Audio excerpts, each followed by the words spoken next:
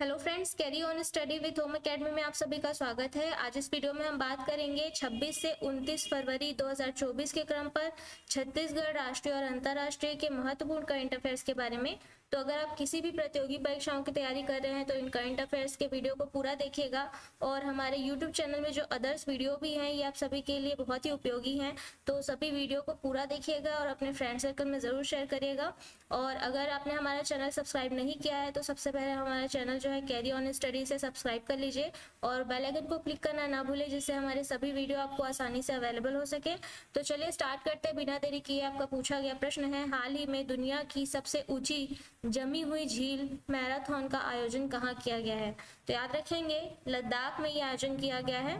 ठीक है, लद्दाख के पेंगोंग त्सो झील में 7 देशों के 120 धावकों ने हिस्सा लिया था। पिघलते हिमालयी ग्लेशियरों के मुद्दे के बारे में जागरूकता बढ़ाने के लिए कार्यक्रम जो है आयोजित किया गया था। और याद रखेंगे इसे 3 टन, ये जो मैराथन दौड़ है इसे 3 टन का नाम दिया गया। इसका अर्थ होता है जमी हुई झील पर आखिरी दौड़ हो सकती है। ठीक है, और याद रखिएगा कि ये मैराथन 2 श्रेणियों में आयोजित किया गया, एक 21 किलोमीटर और एक 10 किलोमीटर।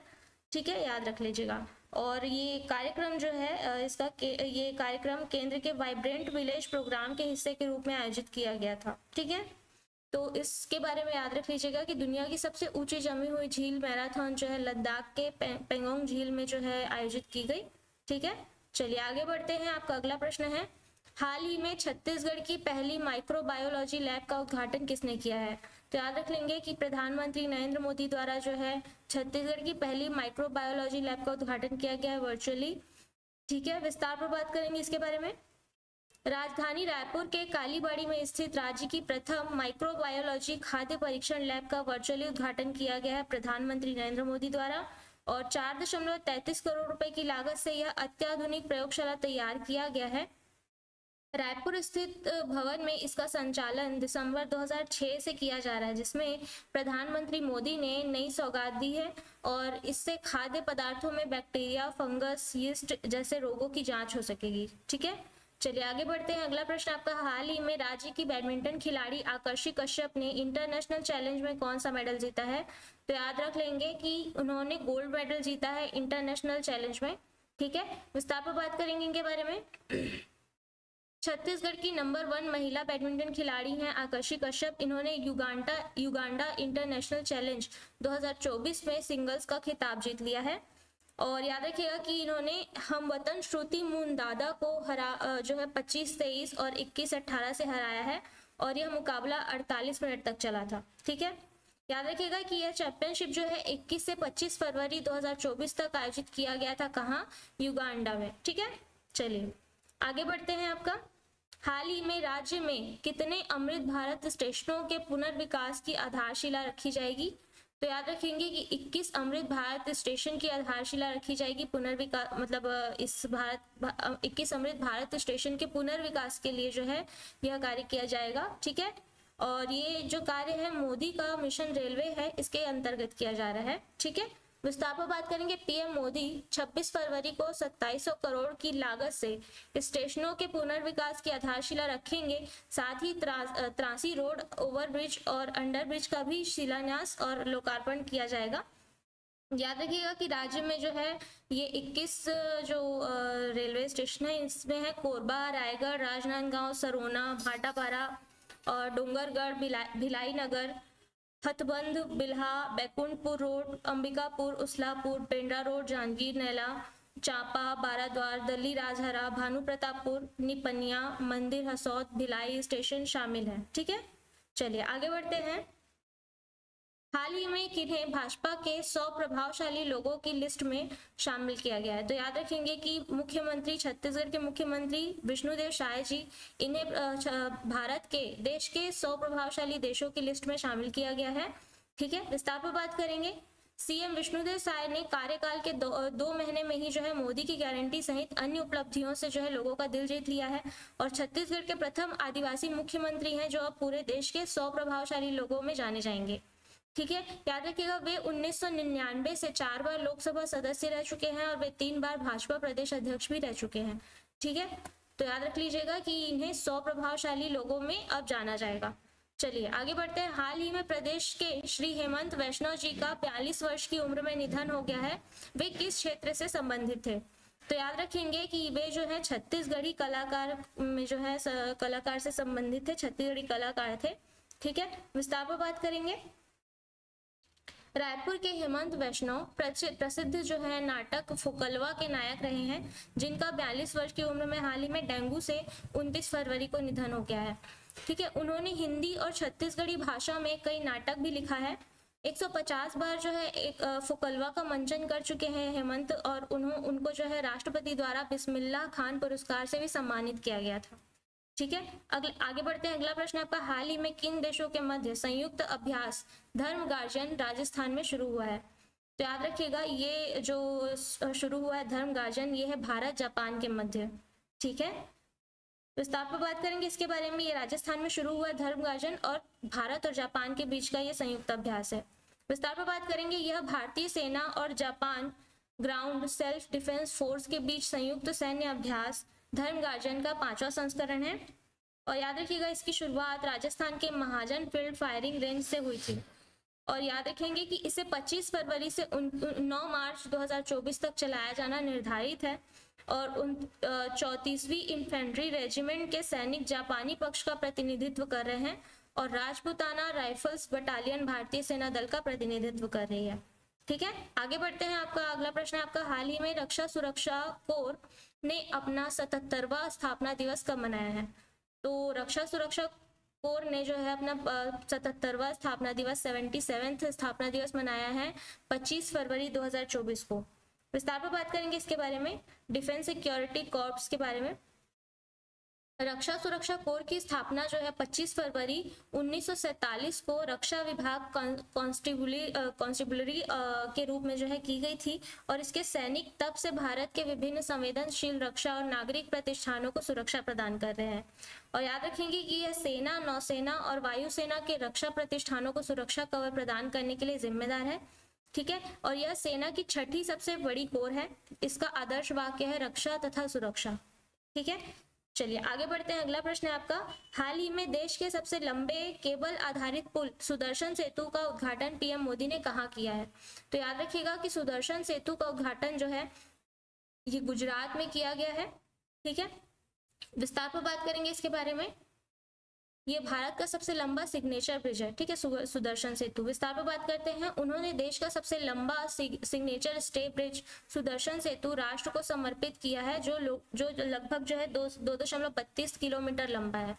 और गुजरात के द्वारिका में पुल ओखा की मुख्य भूमि में जो है बेट द्वारिका द्वीप से जोड़ता है इसे। और पीएम मोदी के मुताबिक देश दुनिया की 5वीं सबसे बड़ी अर्थव्यवस्था बनने की ओर अग्रसर है। ठीक है, सुदर्शन सेतु को जो है सुदर्शन सेतु की दोनों ओर फुटपाथ में जो है श्रीमद् भागवत गीता के श्लोकों और भगवान श्री कृष्ण की छवियों से जो है सजाए गए हैं इसे। ठीक है, चलिए आगे बढ़ते हैं। 23 फरवरी को किस शहर में पहले महाराष्ट्र SSME डिफेंस एक्सपो का उद्घाटन हुआ है? तो इसका उद्घाटन जो है पुणे में हुआ है। महाराष्ट्र के पुणे में इसका उद्घाटन हुआ है। विस्तार पर बात करेंगे। एक्सपो का आयोजन जो है 24 से 26 फरवरी तक पुणे के मोशी के अंतरराष्ट्रीय प्रदर्शनी और कन्वेंशन सेंटर में किया जा रहा है। यह आयोजन प्रधानमंत्री मोदी की परिकल्पना के अनुसार आत्मनिर्भर भारत अभियान को बढ़ावा देने के लिए आयोजित किया गया है। ठीक है, और याद रखिएगा कि डिफेंस एक्सपो के तहत भारतीय वायुसेना की भारत में निर्मित समर 2 और आकाश सतह से हवा में मार करने वाली हथियार प्रणालियों का प्रदर्शन किया जा रहा है, जिसे R-27 मिसाइलों का उपयोग करके विकसित किया गया है। ठीक है, चलिए आगे बढ़ते हैं। अगला प्रश्न आपका, पीएम मोदी ने 27 फरवरी को कहां 3 अंतरिक्ष बुनियादी ढांचा परियोजनाओं का उद्घाटन किया है? तो पीएम मोदी ने केरल के तिरुवनंतपुरम में जो है 3 अंतरिक्ष बुनियादी ढांचा परियोजनाओं का उद्घाटन किया है। ठीक है, विस्तार पर बात करेंगे इसके बारे में कि देश के अंतरिक्ष क्षेत्र को बेहतर बनाने के लिए विक्रम साराभाई अंतरिक्ष केंद्र तिरुवनंतपुरम में पीएम द्वारा 3 महत्वपूर्ण अंतरिक्ष बुनियादी ढांचा परियोजनाओं और तकनीकी सुविधाओं का उद्घाटन किया गया है। लगभग 1800 करोड़ रुपए की इन परियोजनाओं में सतीश धवन अंतरिक्ष केंद्र श्रीहरिकोटा में PSLV एकीकरण सुविधा, PIF महेंद्रगिरी में इसरो प्रोपल्शन कॉम्प्लेक्स में नई सेमी क्रायोजेनिक्स इंटीग्रेटेड इंजन और स्टेज टेस्ट फैसिलिटी और VSSC और तिरुवनंतपुरम में ट्राइसोनिक विंड टनल, ये शामिल है तीनों। ठीक है, चलिए आगे बढ़ते हैं। अगला प्रश्न आपका, हाल ही में किस राज्य के पहले रेलवे स्टेशन का शिलान्यास प्रधानमंत्री नरेंद्र मोदी ने किया है? तो याद रखिएगा कि सिक्किम के पहले रेलवे स्टेशन का शिलान्यास किया है इन्होंने हाल ही में। विस्तार पर बात करेंगे। पीएम मोदी ने रंगपो रेलवे स्टेशन की आधारशिला रखी है। सिक्किम अब जो है रेलवे लाइन से जुड़ेगा और रेलवे निवासियों के लिए परिवहन का तीसरा साधन बन जाएगा। याद रखिएगा कि सरकार इस प्रोजेक्ट को 3 चरणों में विकसित करेगी। पहले चरण में सेवोके से रंगपो रेल परियोजना विकसित की जाएगी, दूसरे चरण में रंगपो से गंगटोक तक रेलवे लाइन और तीसरे चरण में गंगटोक से नाथुला तक का विकास किया जाएगा। ठीक है, रंगपो रेलवे स्टेशन का डिजाइन जो है सिक्किम की समृद्ध संस्कृति, विरासत और वास्तुकला से प्रेरित होकर जो है निर्मित किया गया है। चलिए अगला प्रश्न देखते हैं आपका, हाल ही में सुहास यतिराज ने पैरा बैडमिंटन विश्व चैंपियनशिप 2024 में कौन सा पदक जीता है? तो इन्होंने जो है स्वर्ण पदक जीता है। पैरा बैडमिंटन विश्व चैंपियनशिप में सुहास यतिराज ने, ये है सुहास यतिराज। विस्तार पर बात करेंगे इनके बारे में। सुहास यतिराज ने प्रमोद भगत और कृष्णा नागर के साथ पटाया थाईलैंड में BWF विश्व पैरा बैडमिंटन चैंपियनशिप में स्वर्ण पदक जीत लिया है। सुहास यतिराज जो है प्रमोद भगत और कृष्णा नागर ने पुरुष एकल SL4, SL3 और SL6 श्रेणी में स्वर्ण पदक जीता है। ठीक है, याद रखिएगा कि सुहास यतिराज वर्तमान में यूपी सरकार में युवा कल्याण एवं प्रांतीय रक्षक दल के सचिव और महानिदेशक भी हैं। ठीक है, अगला प्रश्न है आपका, हाल ही में किस राज्य सरकार ने वित्तीय वर्ष 2024-25 के लिए 1.28 लाख करोड़ रुपए का बजट पेश किया है? तो याद रखेंगे कि झारखंड के राज्य सरकार ने जो है ये बजट पेश किया है 1.28 लाख करोड़ रुपए का। ठीक है, विस्तार पर बात करेंगे इसके बारे में। नवगठित चंपई सोरेन सरकार ने कृषि ऋण माफी कार्यक्रम की सीमा 50,000 रुपए से बढ़ाकर 2 लाख रुपए करने की घोषणा की है और इसके अलावा यह घोषणा की गई कि राज्य खाद्य सुरक्षा योजना 5 लाख और लोगों को कवर करेगी। सरकार 2029-30 तक झारखंड की अर्थव्यवस्था को 10 लाख करोड़ रुपए तक पहुंचाने का लक्ष्य रख रही है। और याद रखेंगे कि वित्तीय वर्ष 2024-25 के बजटीय अनुमान में पिछले बजट की तुलना में 10.7% की वृद्धि हुई, जो 2019-20 से 51% अधिक है। ठीक है, चलिए आगे बढ़ते हैं। अगला प्रश्न आपका, हाल ही में विश्व एनजीओ दिवस 2024 कब मनाया गया है? तो याद रख लीजिएगा कि 27 फरवरी को जो है विश्व एनजीओ दिवस मनाया गया है। ठीक है, वर्ल्ड एनजीओ डे। विस्तार पर बात करेंगे। सभी गैर सरकारी और गैर लाभकारी संगठनों को मान्यता देने और सम्मान देने के लिए प्रतिवर्ष 27 फरवरी को विश्व एनजीओ दिवस मनाया जाता है। ये प्रतिवर्ष 27 फरवरी को मनाया जाता है और इस वर्ष का इसका विषय है एक सतत भविष्य का निर्माण, सतत विकास लक्ष्यों SDG को प्राप्त करने में एनजीओ की भूमिका। ठीक है, विस्तार पर बात करेंगे इसके बारे में और कि इससे पहली बार जो है 2010 में बाल्टिक सी एनजीओ फोरम द्वारा प्रस्तावित किया गया था। यह दुनिया भर के गैर सरकारी संगठनों के काम पर प्रकाश डालता है। ठीक है, और 2014 अंतरराष्ट्रीय संगठनों ने जो है 27 फरवरी को विश्व एनजीओ दिवस के रूप में अपनाया था 2014 में। ठीक है, अगला प्रश्न देखते हैं। हाल ही में पाकिस्तान में पश्चिमी पंजाब की पहली महिला मुख्यमंत्री कौन बनी है?